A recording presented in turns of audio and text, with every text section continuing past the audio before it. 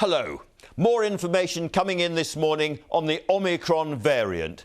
And it isn't, I'm afraid, hugely cheering. 160 cases officially identified here, maybe many more. Both England and Scotland are affected. We know this spreads very quickly. And yes, vaccinated people are being infected. So this leaves all of us with immediate Christmas dilemmas. To party or not to party, to snog or not to snog, see older relatives for a mince pie and a hug, or pass on that this year. In normal times, we would look to the government for clear direction, but during this week, the messages from those in charge have been so confused and so contradictory, it's really very hard to know what they think at all. Perhaps, at least for the moment, it's up to us to make up our own minds about how to behave this Christmas.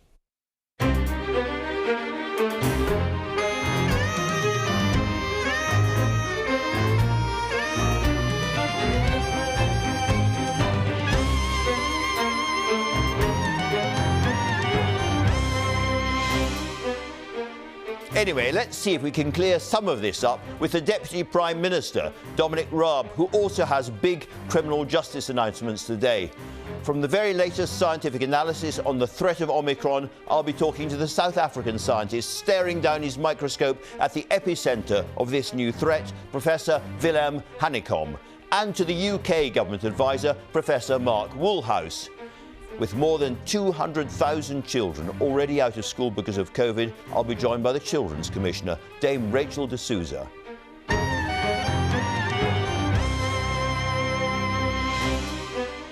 And after a week which hasn't been entirely easy for the royal family, I've been talking to one of the Queen's greatest admirers and her latest biographer, Joanna Lumley.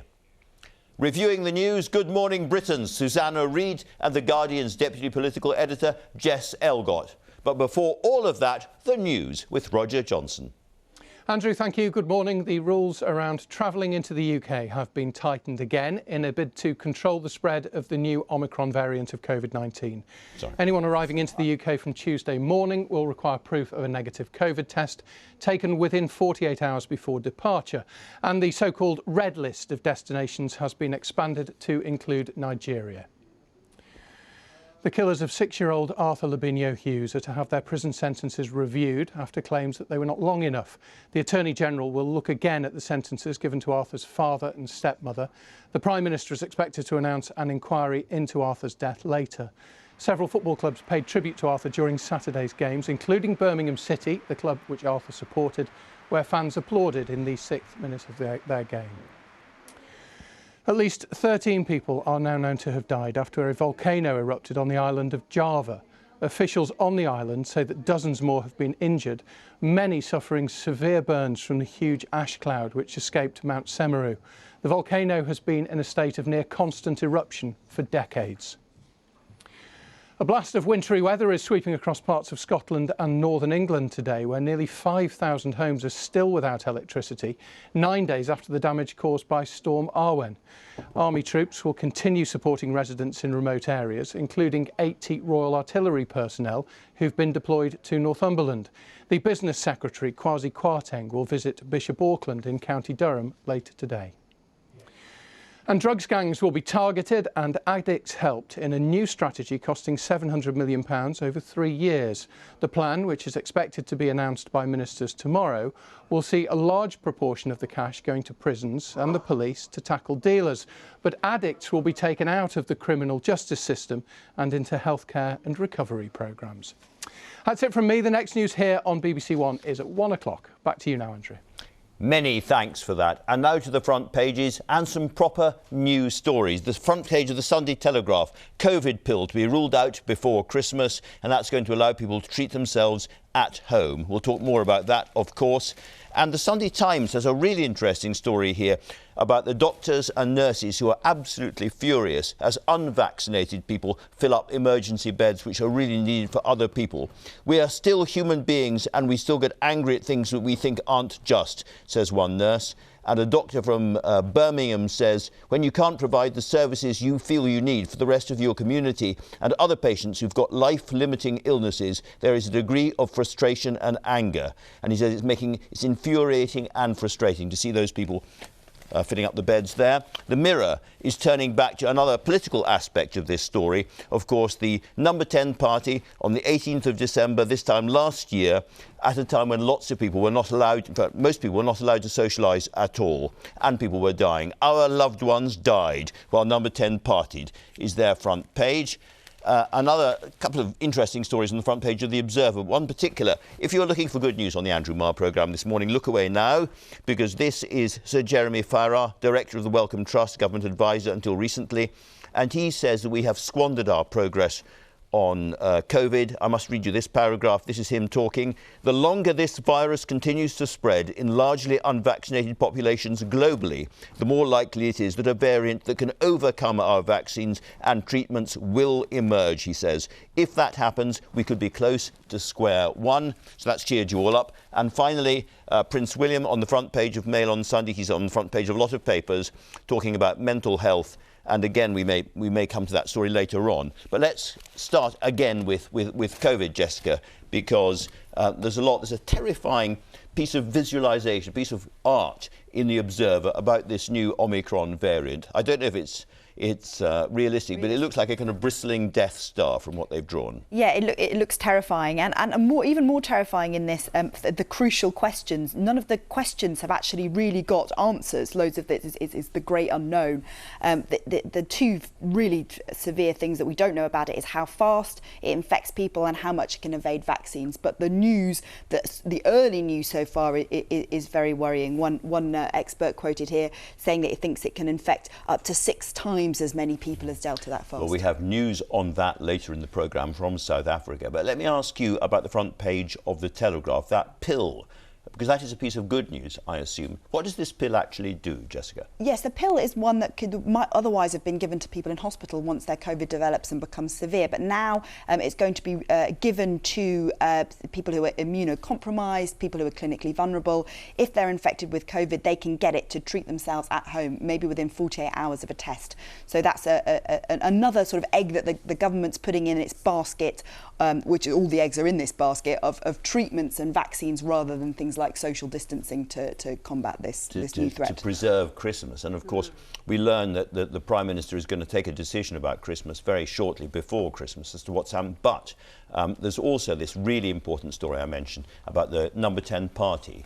And ministers talk about this being tittle-tattle. But it's important, isn't it, because of people are going to have to listen to the Prime Minister and obey what he says. And the more they hear about this, the less likely they're to do that. That's right. And I think what's getting confused is that this year we are allowed currently to have Christmas parties. Last year, on December the 18th, they were criminalised and people were being fined for holding Christmas parties. And apparently there was a Christmas party or a party of some sort in Number 10 Downing Street. Now, the official response is that all the rules were followed, but people can't understand. If they were following the rules, how did the party go ahead? And so this is significant because firstly, lots of people were fined over having Christmas parties.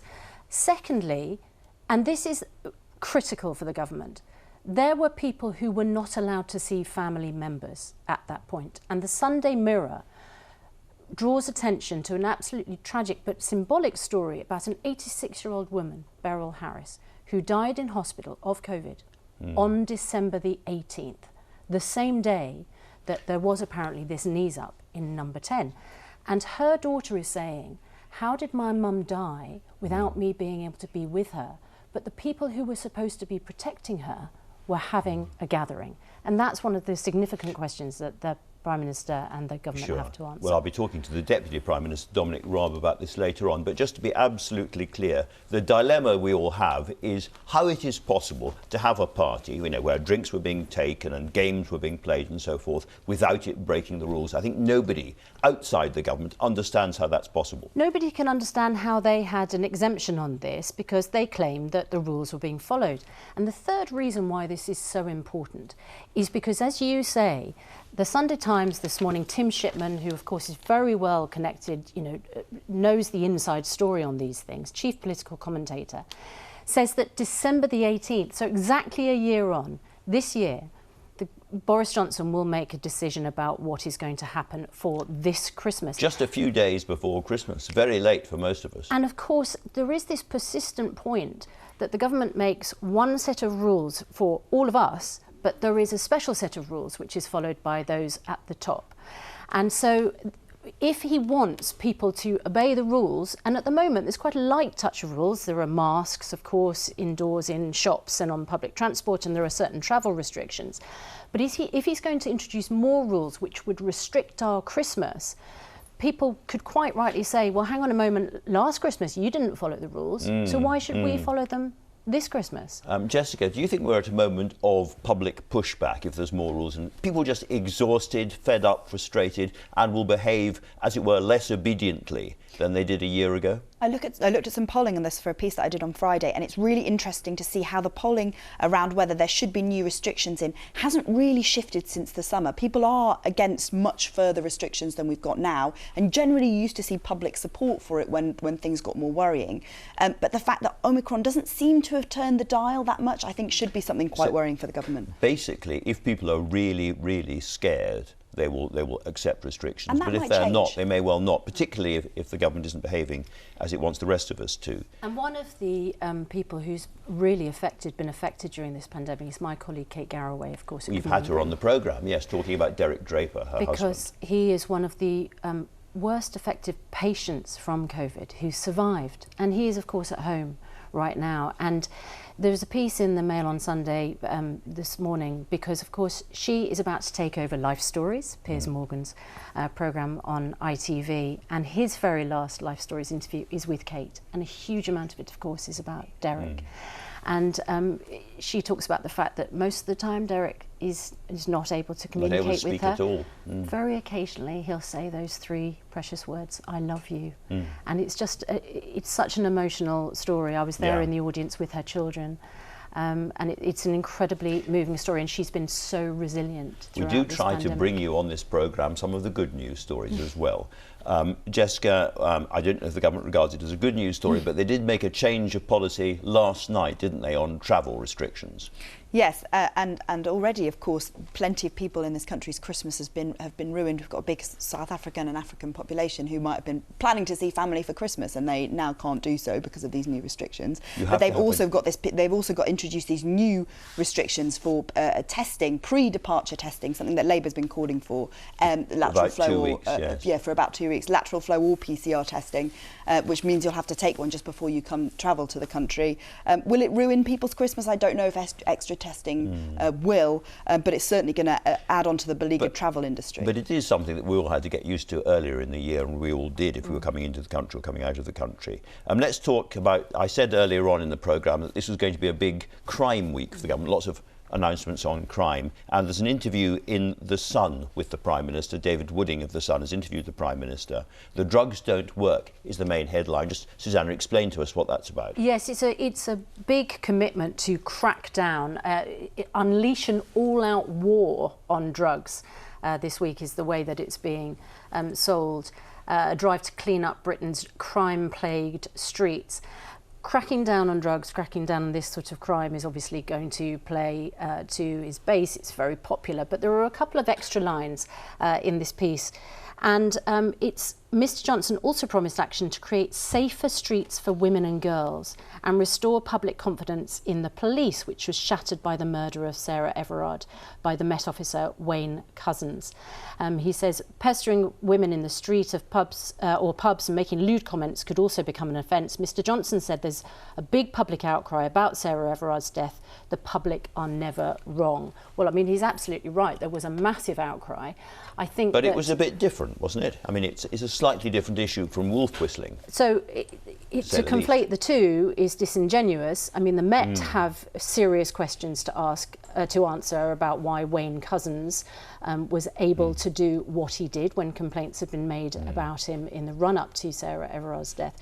But I also think that there are questions to answer about huge cuts in the Crown Prosecution Service, and under austerity 20,000 police officers have been cut. So I think if you say the public are never wrong, if you ask the public, would you like more police officers, they would definitely say yes, in their thousands. But for an awful lot of women, you know, comments made in the street, low-level harassment in the street is part of a culture of hostility from some men, which is very, very damaging. And the case, you know, you're not allowed to shout racist things in the street, but you are allowed to shout sexist things in the street. And bringing those two into line, for a lot of people, I imagine, is quite a sensible thing to do. Well, I'm sure that a lot of people will find that would make them a lot more comfortable, because it can be very uncomfortable if you are harassed in that way in the street. But currently, rape convictions are at a terrible low. I mean, just a fraction of those people who go and report a rape eventually see a conviction. So if we could have more resources... There are some measures coming in on that, aren't there, about pre-recorded interviews? Absolutely, and he has pledged to change some of the rules about the evidence in order to make that. And that, I think, will be extremely welcome. And I think it's worth saying as well that people have tried to introduce this into the House of Commons before. They've tried to make amendments to make misogyny a hate crime, and the government has blocked those from happening. So let's see what the Prime Minister actually does when he says the public are never wrong, because he's been fairly tone deaf on this so far. We're nearly out of time, but just before we... There's been a story in the Sunday Times about drug use in the House of Commons at the same time as this middle class thing. Lots and lots of drugged up, coked up people staggering around the House of Commons, we read, and they're even bringing in sniffer dogs. Yes, so the Speaker of the House of Commons says that he's concerned about it, and I mean, lots of the bars in the House of Commons have been closed over the period of time, but they certainly has been lots of incidents in the past in the House of Commons bars, including punch-ups and whatsoever. So maybe if there are a few sniffer dogs patrolling, we might get slightly better behaved MPs. So is this a message that he's sending out to people closer to home, where drugs don't work? Well, thank you both very much indeed for that. And so to the weather. Some people are still suffering from the effects of Storm Arwen, and we are expecting more stormy weather in the week ahead. Chris Fawkes is in the weather studio this morning. Chris. We are indeed, Andrew. Tuesday's the one to watch for those strong winds returning. But for today, an east-west split with the weather pattern. Eastern areas cloudy with some patchy outbreaks of rain. For most of us, though, the weather will brighten up, but the best of the sunshine today will always be across more western areas. So this rain gets a little less widespread, I think, through the day, and it will tend to brighten for these areas, but it's across Scotland, Northern Ireland, Wales, southwest England, where showers clear off. The afternoon dry, lots of sunshine, and it's going to be a fine winter kind of day, really. Temperatures around about 6 or 7 degrees, fairly widely, and 9 or 10 towards southern Wales, southwest England, where it's going to be at its mildest, but the wind's still quite gusty around coasts of Wales and England. Overnight tonight, it turns chilly for a time with some patchy frost developing under briefly clear skies. But then later in the night, a band of rain moves in off the Atlantic, and as that starts to bump into the cold air, there's the potential for it to turn to snow, particularly across parts of Scotland, where north of the central belt, we could be looking at around 5 centimetres in places, so some tricky travelling conditions. Even over the southern uplands, the peaks and the Pennines, there is potential for a spell of snow for a time. Otherwise, it's cold rain that we'll get from this cold front. Behind that, sunshine and showers turning much colder tomorrow, particularly across northern areas, with temperatures of around 4 or 5 degrees Celsius. But then, Andrew, you mentioned of stormy weather. That's on the way for Tuesday. We see a return of some very strong winds midweek. Andrew. And there were some quite strong winds first thing this morning. Now, the bad news is that cases of Omicron are spreading very fast in South Africa, and it has become the dominant strain of coronavirus there. But the consequences, if it does the same in the UK, are still not clear. Earlier, I spoke to 2 scientists who are trying to find out about that. In a few minutes, you will hear from Professor Mark Woolhouse, who advises the government here by modelling what might happen if with this new variant. But first, I spoke to Willem Hanekom, the director of the Africa Health Research Institute in South Africa. The world is watching his team of scientists as they work around the clock to find out more about the Omicron variant. We know three things that we didn't know last week. So the first thing is that the virus is spreading extraordinarily fast in South Africa. The increase in cases is much steeper than it's been in the past three waves. So it seems that Omicron is able to spread very easily. And virtually all the cases that we see in South Africa right now are Omicron. The second thing we have data on is reinfections. So as you know, after you've had COVID, you have about a 1% chance, or perhaps even less than 1% chance of getting reinfected and even getting disease again caused by this virus. The third little bit of data that we have already relates to clinical cases and how severe the disease is. The early data suggests that the disease may occur more in younger people and in people, mostly younger people that are unvaccinated, and that overall, so far, the disease has appeared to be milder. But again, I want to say we have to be cautious. These are very early days. So, of course, the thing that everybody watching is going to be thinking about is what's the effect on vaccinated people. So how many people with Omicron in South Africa have been vaccinated?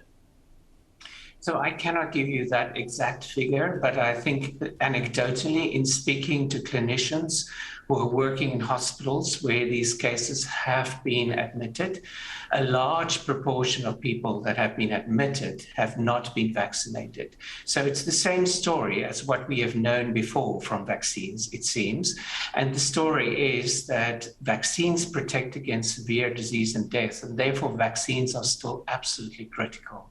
Now, you've broken down the biology of the new variant, and you know that it seems to evade people who've been, or infect people who've been infected with coronavirus before. Does that mean that it's going to evade the vaccines or not? Is that a completely different issue?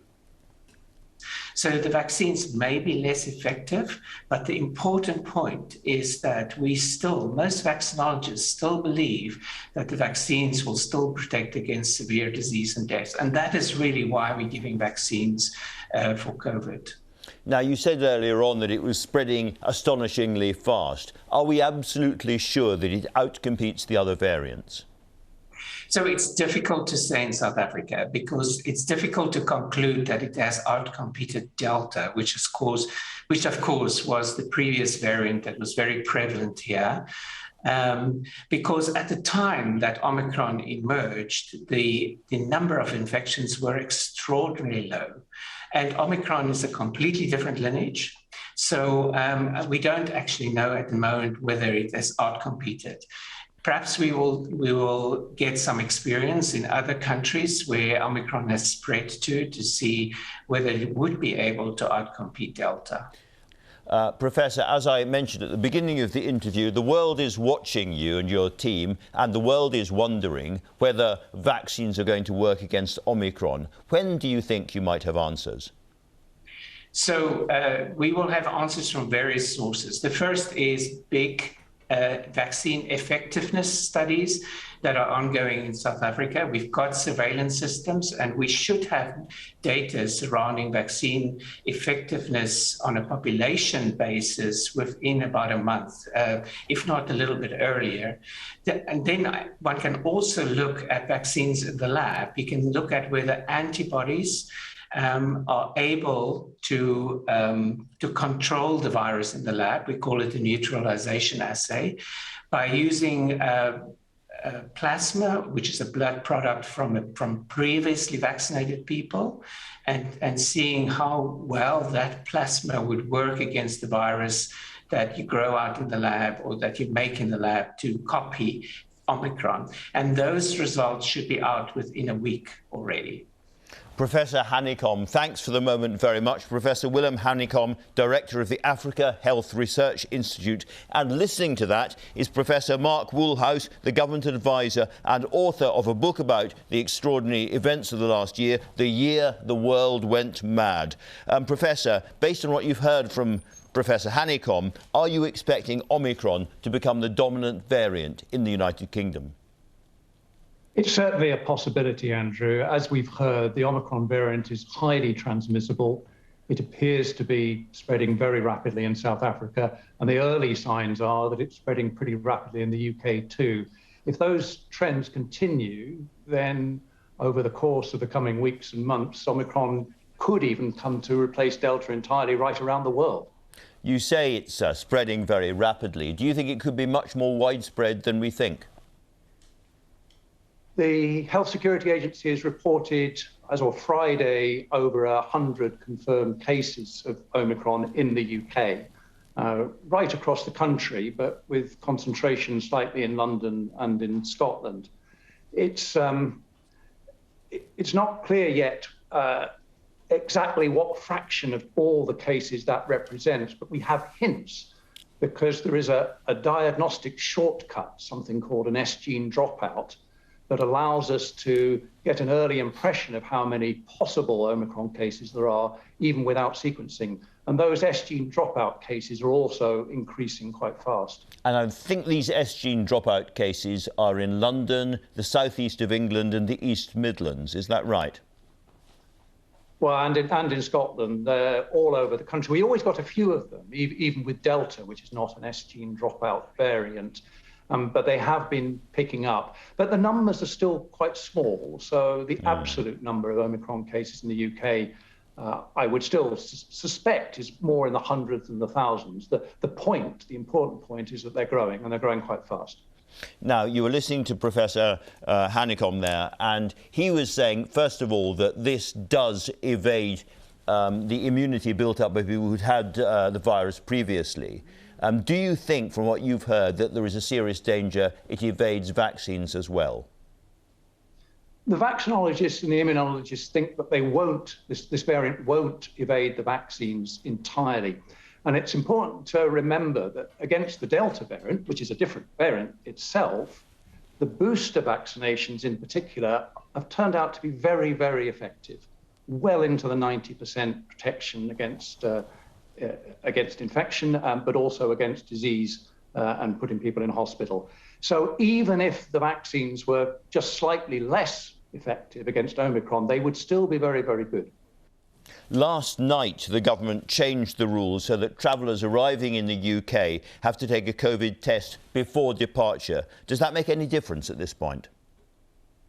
I think that may be a case of shutting the stable door after the horse has bolted. If Omicron is here in the UK, it certainly is, if there's community transmission in the UK, and it certainly looks that way, then it's that community transmission that will drive the next wave. The cases that are being imported are important. We want to detect those and isolate any positive cases that we find, as we would for any case anywhere. But I think it's too late to make a material difference to the course of the Omicron wave if we're going to have one.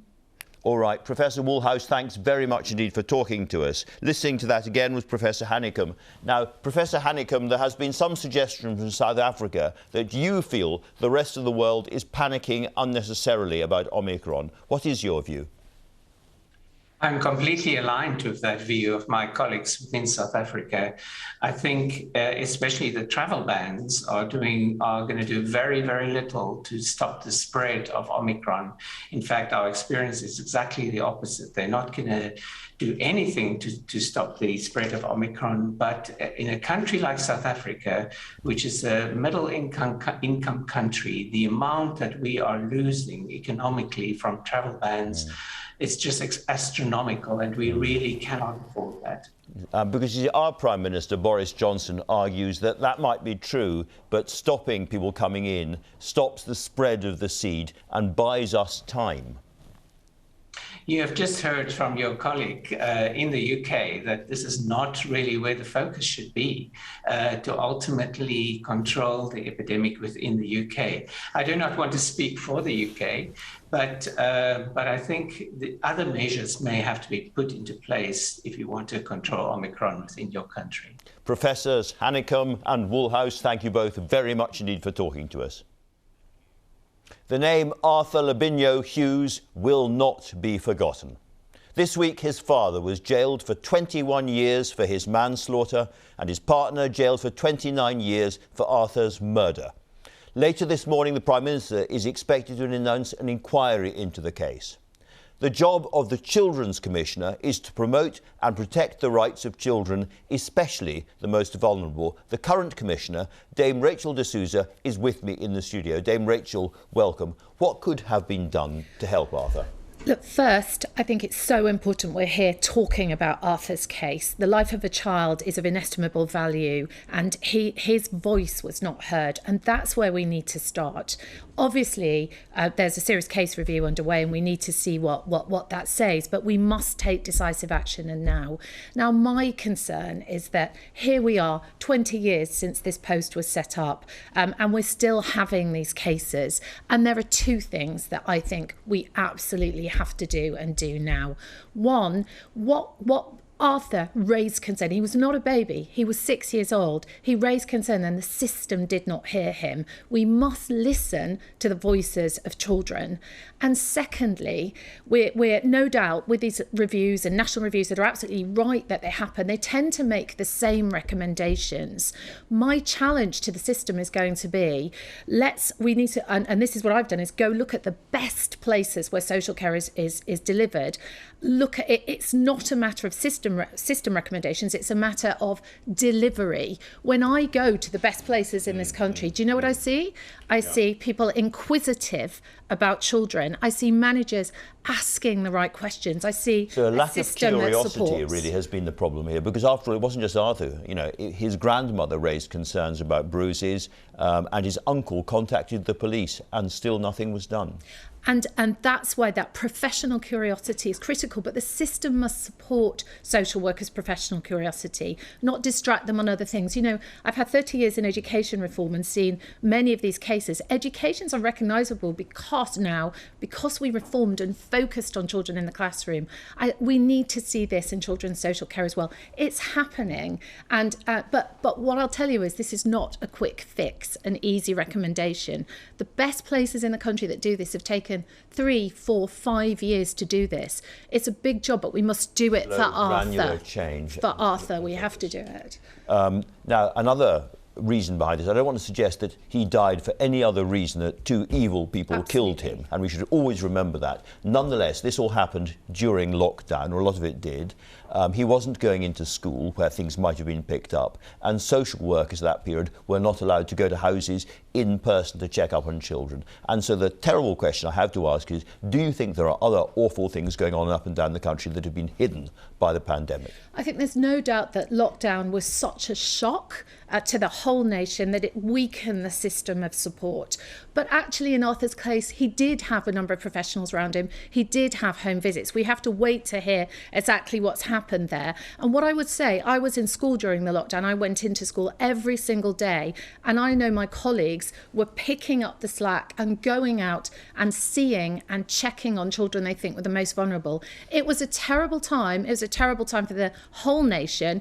It's also why I think we must not close schools again. You know, we must not. So that comes to my next question, because everybody hopes there is not going to be pressure for new lockdown and new restrictions and the Omicron threat goes away again in some form. But it is possible that at some time, before too long, the Prime Minister will say to you and to the rest of us, I'm really, really sorry, but this is such a serious threat, the Omicron variant, that we are going to have to close schools again. What would you say to him? Well, I mean, I would urge him not to close schools. And let me just give you a sense of this. I mean, coming out of lockdown, I went and put out a survey to the children of England and got more than 500,000 responses. That's the biggest survey ever in England and probably across the world. And do you know what the children told me? How that their biggest concerns, their mental health and well-being from being away from school, from their friends, their concerns about their education, their concerns about not being able to be together out and play. They want things back to normal. They took a huge hit for us. We must not close schools again. And my head teacher colleagues across the country are incredibly good at managing this situation. I watch them rush into support the most vulnerable. And I would definitely advise not to do this, and if there is any other option. Well, let's talk about, I mean, there's always other options, and I'm just wondering what you think the rest of us, the government, society generally, should be prepared to do to ensure that schools stay open and that these children, who will never get their education back fully, don't have to go through that again. Yeah, I mean, frankly, whilst online learning was put into place and everybody stepped up to try to do that, children have told me, that's 500,000 children have told me, that although that was helpful, it could not replace what a teacher taught them. So we should accept more restrictions to keep schools open, perhaps. I think children have done a huge amount for us. They've made a great... I have 250,000 text responses, children telling me how they miss their older relatives, how they miss funerals, how they don't know how to make friends anymore, and, you know, real concerns. I went around the country in April and May, from Grimsby to Scunthorpe to Bristol to Handsworth, and talked to hundreds of children. We can't let them down. We need. I mean, as long as we can keep them safe, you know, and nothing is ever 100% safe, we need schools open. Now, right at this moment, in England alone, 208,000 children are not at school. That's more than twice the normal absentee. First of all, why is that happening, do you think? Yes, so, I mean, let's put that into context. So, normally around this sort of time, you'd have 94% of children in school in a normal year. We're now about at sort of high 80s. So most children are in school. Most children want to be in school. Now, why are children not in school? Some of it is COVID. Some of it are other reasons. And one thing that my office is doing, and I know the Department for Education are doing, and I know that ministers are taking incredibly seriously, and I urge them to take even more seriously, is digging down into the why. Is it because, as you know, as a head, we've often seen, we just need to go out there and get them in. There's kids who've just not come back or should be there. There's not a problem. And had to be cajoled, yeah. As it were. Is it because there are mental health or mental well-being concerns? Then let's get the support in place. Do you think is it COVID? I'm so sorry. Do you think parents are being too cautious sometimes? You know, a tickle of a cough, a bit of a runny nose, and they're kept away from school because it might be COVID, and you would urge them to send them anyway. I think everybody naturally has had terrible shock because of COVID. They're worried, they hear things on the media. I would say, you know, you've got your lateral flow tests, take your tests and get into school, and encourage children to get into school. It's the best place for them, and frankly, it's what they've told me, it's what they want, it's where they want to be. Now, one suggestion is that vaccinating 5 to 11-year-olds would really help. I wonder what your attitude is to that. So I always would take that on. I'm not a scientist, so I take the scientific advice, and I'm looking forward to seeing what JCVI say. What I would say, two things. One is children have told me anecdotally, as I went around the country, that they would like the vaccine because they want to support their older relatives. This is an altruistic nation, young generation. We need to be very grateful to them. But also, a number of countries have gone ahead of us, and we can see the scientific outcomes of that. So my view is very much, if JBCI say yes, let's do it. Let's let children who want it have it. Children's Commissioner for England, Dame Rachel de Souza, thanks very much indeed for joining us. Now then, here's a look at what's on BBC One at 10:30 this morning. Coming up on Sunday Morning Live, singer-songwriter Alex Clare will be here to tell us what happens when you put faith before fame. And with the changing COVID landscape, we'll be asking if we can really have a normal Christmas this year. And Sally Phillips explores the philosophy of being funny with Blackadder and QI creator John Lloyd. Join us at 10:30. Very clever man, John Lloyd. Joanna Lumley occupies the kind of treasured status that few people in public life attain, whether as an actor or campaigner, TV travel presenter, model or writer. She has been loved and admired by millions in all the roles she plays. Her latest passion has been to bring together a collection of writings about the Queen in time for next year's Platinum Jubilee. When we met, Joanna started by explaining what made her want to compile the book A Queen for All Seasons. Sometimes I think people think that she seems remote, but she's just doing her queenly duty. And then underneath it, which is why I really wanted to do this book, I wanted to find out what she's really like, because we mostly see her in ceremonial thing or courteously going down, shaking hands, doing opening of parliaments or whatever. I just wanted to find what she was like at other times. But you, of course, have had the chance to meet her. I have. A few times. Now, do you find it easy to talk to her? What happens? It's extremely terrifying. For some reason, it is, even though people say, oh, what an honour, oh, you'll love it. She's so friendly. No matter how much of that goes on, you're absolutely terrified. The first time you see the Queen, you have, it's almost like an electric shock, because something so familiar, somebody so familiar, is suddenly in front of you. Andrew, this is an odd thing to say, but the first time I met you, I went, oh my God, that's Andrew Marr. And I'm speaking to him because you, on television, are slightly different from how you are in real life. In real life, I'm very fat and very short. A million times more beautiful. But the Queen is suddenly just a different dimension, a different size, and a different... People always say her eyes are so blue, so stunning. When she looks at you, her eyes are so blue. And so you have that sort of shock, and you immediately start being rather dim and rather babbly. And you've always found something appropriate to say to her at the time? No, never. And I went to one of the lunches at Buckingham Palace, and for some extraordinary reason, Your Majesty and curtsy and so on, and she said, do tell me what you're doing nowadays. And I said, I'm very concerned about legalising drugs. I mean, what had happened to me? It's as if she would care. She had no interest in it. Anyway, she let me babble on for a little bit, because she's very good at listening to people. She's very good at listening. Right now, we're at a time when an awful lot of people, including people watching this show, get their idea about the Queen and about the royal family from fiction, from The Crown, the very, very successful Netflix series. Now, it must be a very strange thing, I imagine, seeing your own life fictionalised while you're still alive on screen. What are your feelings about that? I did watch the first series, whatever it was, of The Crown, but I have stopped watching it. In a funny way, Andrew, the truth is that I know pretty much all the royal family. Have met them. I don't know them. You never really know the royal family. But I've been lucky enough to know and have friendships with some of them.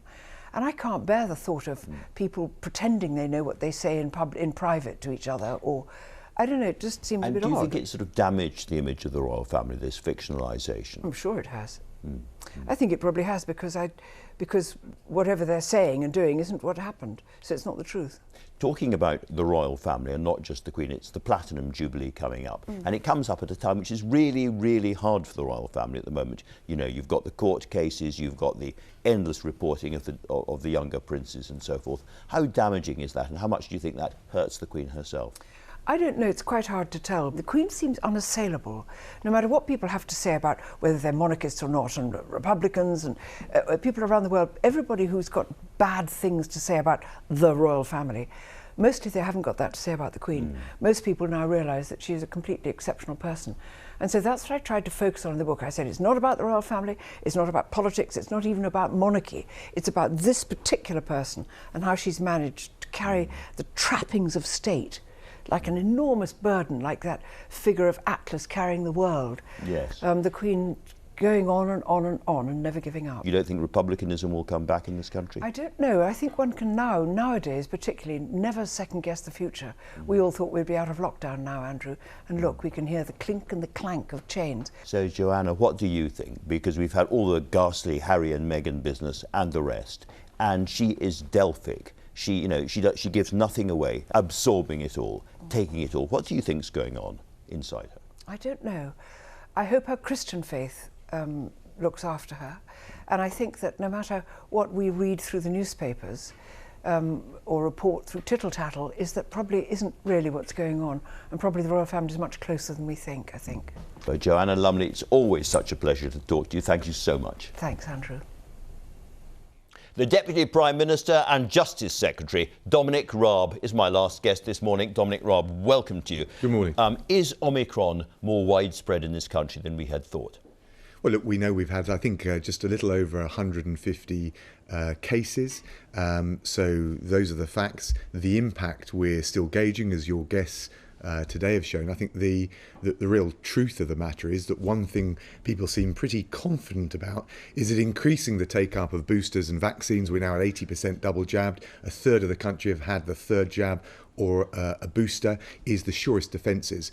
We can go into this Christmas totally different position from the last Christmas. Relaxed about Christmas. Is it going to be a good one? I think it's going to be a great Christmas. Look, all the family, friends, loved ones that being able to get together in a way we haven't been able to do for a couple of years, I think is really important. Of course, we'll continue to be vigilant about variants, but the reality is, and you can look at the data this week on last week, hospitalisations down, deaths down, we stay vigilant, but I think we're in a much more confident position because of the vaccine, because of the boosters. So knowing what you know about Omicron, you would be perfectly relaxed and happy about going to see an elderly relative this Christmas?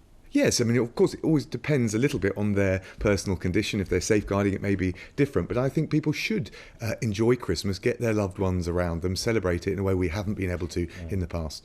And that's despite the fact that we heard earlier on in the programme that Omicron is spreading and speeding at an astonishing rate in South Africa. It goes very, very fast indeed. And that people who've had coronavirus already can be reinfected, and that we know some people who have had vaccines are being infected. Those three things seem to be quite worrying.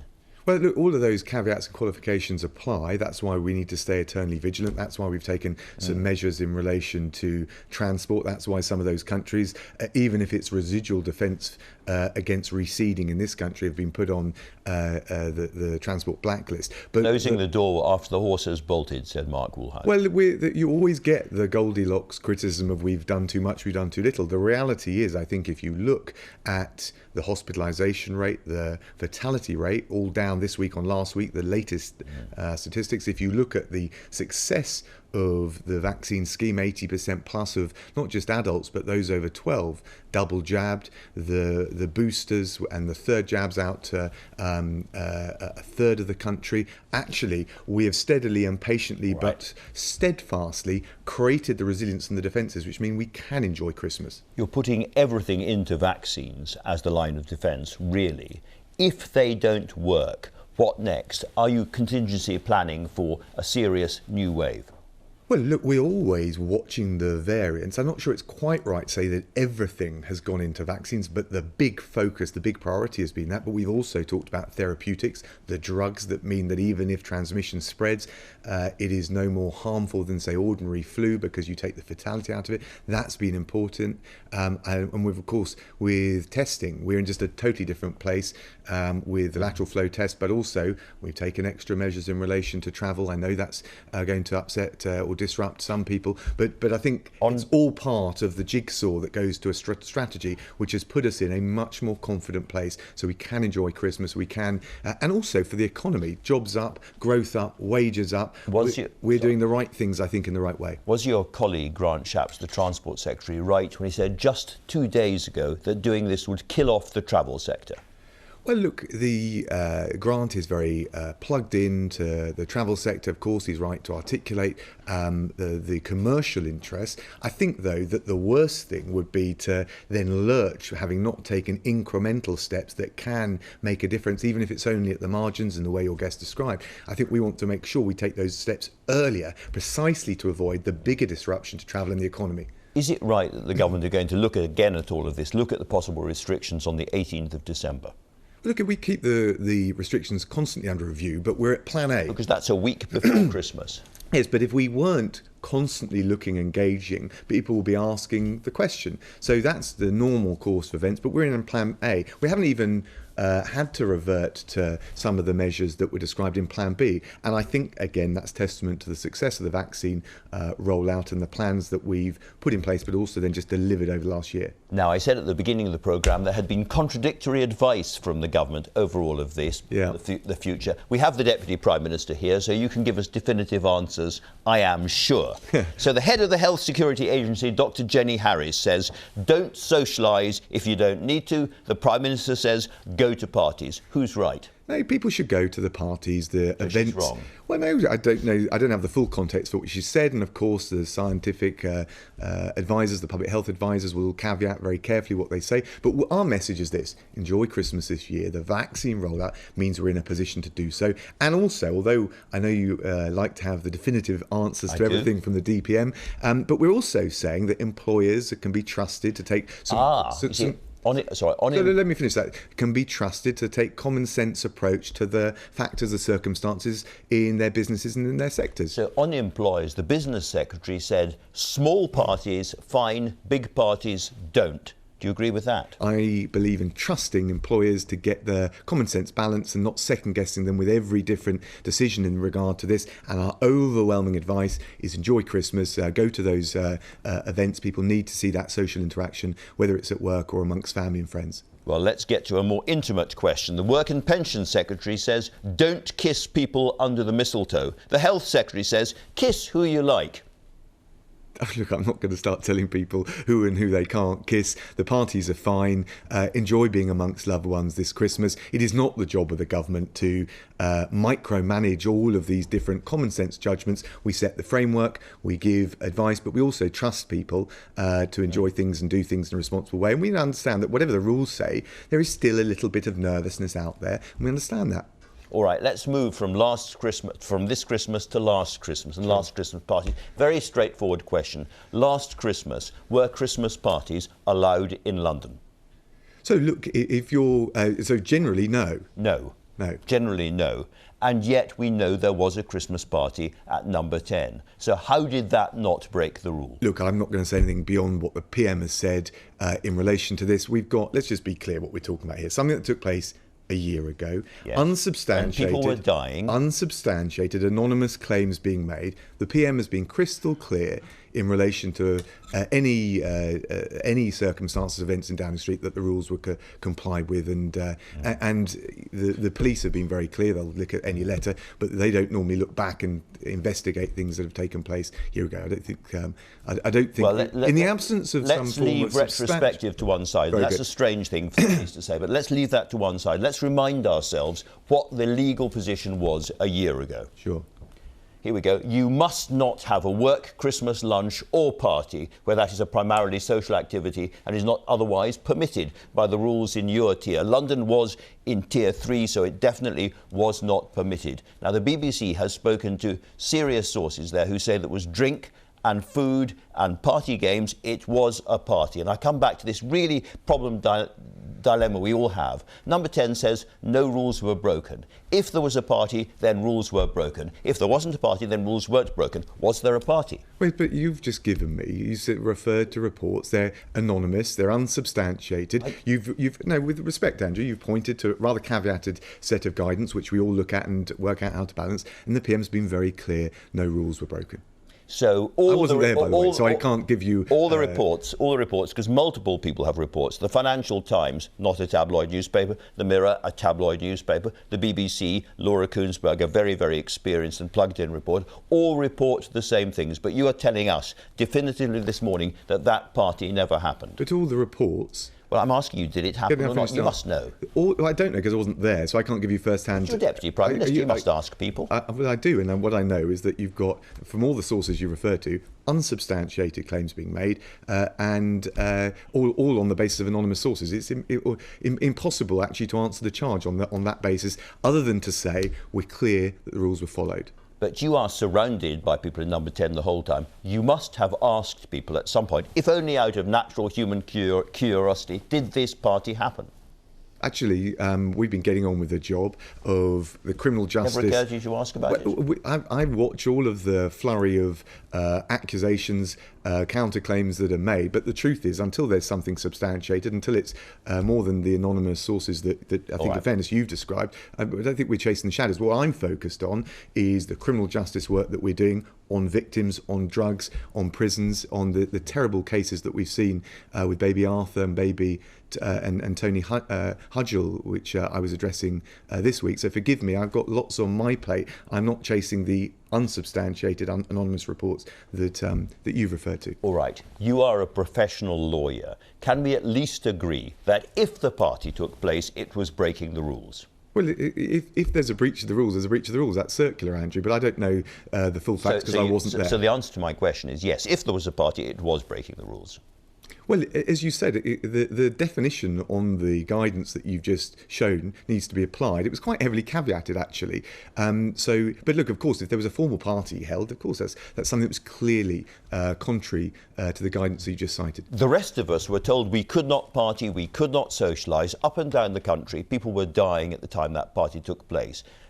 If there was a party, can you at least condemn it? So that was the wrong thing to do. Look, if anyone held a party contrary to the rules, of course that's the wrong thing to do. But Andrew, as a lawyer and as a politician, it's not a responsible thing to start answering hypothetical questions about anonymous sources in relation to unsubstantiated claims. You know that.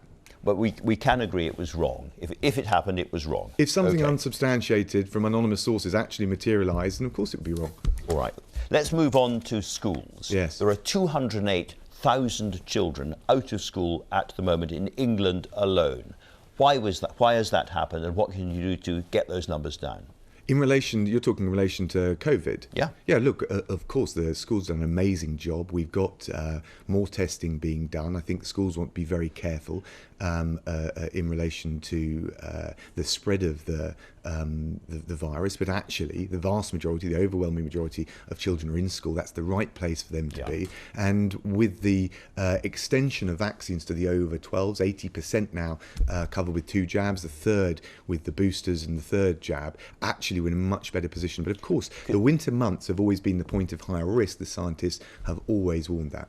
Those children are never going to get their education back. The Children's Commissioner has said schools should never be shut in this way again. Do you agree with that? Look, saying ironclad and never in relation to the future, I think is always difficult. But I share my instincts are all in the same place as that. And as someone with young children, I think we want our kids back at school, and we need to make that a top priority. Let's talk about the crime agenda then directly. Please. Should wolf whistling and catcalling at women become a criminal offence? Well, we've got very strong laws already in place to make sure any intimidation, harassment of women in anywhere in our society are dealt with and addressed. I think actually the big focus that we're looking at this week is how we deal with the very serious cases. So, for example, I'm going to be hosting a tech summit on rape prosecutions tomorrow. One of the things we're looking at is how we can use tech better, both when it comes to taking evidence from mobile phones from a victim that comes forward. We want victims to have the confidence to come forward. That means that they shouldn't be left without their phone for too long, because that deters them from coming forward, right the way through to the ability to give evidence in a pre-recorded way, not in the glare of the courtroom. And we know that that will bring down what's called victim attrition, which means victims falling out of the process, and secure more prosecutions and more guilty pleas. So we're absolutely focused on driving up prosecutions and accountability for victims. That is a very serious issue, but I come back to my original question. Wolf whistling and the sexist abuse of women on the streets, are you going to make that a new criminal offence? It is already a criminal offence, and I think we've got to be very careful that we make sure we enforce the laws that we've got, rather than thinking that wolf whistling is already a criminal offence. If anything is done on the street that results in harassment of a woman, intimidation, and of course these depend on the circumstances, it's already a public order offence. But what we've got to do is make sure, I mean, if you look at the serious violence... So there's not going to be a new offence and not going to be a change in the law on this? I'll always look at any case for securing greater protection for women. But our focus has been on, let me tell you what we are doing, criminal justice scorecards, both for generic crime but also for rape. So we can see where we're getting it right at the police, CPS, at the court stage. We're going to localise them in the new year so people can see from their region, their area, how we're doing. We're going to bring in for consultation this week, I'll be announcing, for consultation of victims law, so victims are at the heart of the process. And then there are those more operational, technical things like the so-called Section 28 pre-recorded victim evidence for those the victim of rape. These are the ways, the sort of, if you like, the levers, the policy measures that strategically as a jigsaw, if you like, we put together, and we will ramp up those prosecutions, give justice to victims, particularly of rape. Now, when it comes to drug strategy, there seems to be an implication that you're going to move away from criminalising drug users and using the health system to deal with them instead. Is that, broadly speaking, true? I don't think that's quite right, but we're going to have a new drug strategy announced very shortly. It will look at everything from cracking down on, frankly, the business model that drug dealers use, the so-called county lines. So you've got urban gangs, but they reach out into the suburbs and into the rural parts of the country. We want to be very clear on the sentences and the penalties. We don't think that so-called middle class taking of cocaine is somehow okay.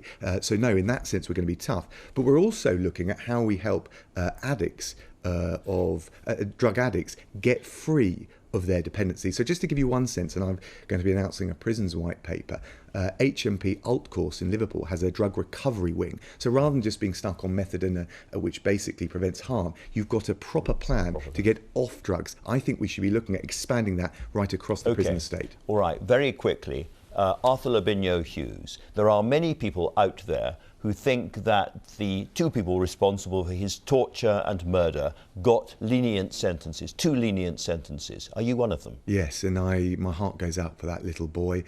Any child that's been the victim of abuse. We had Tony Hudgell and his parents come to see me.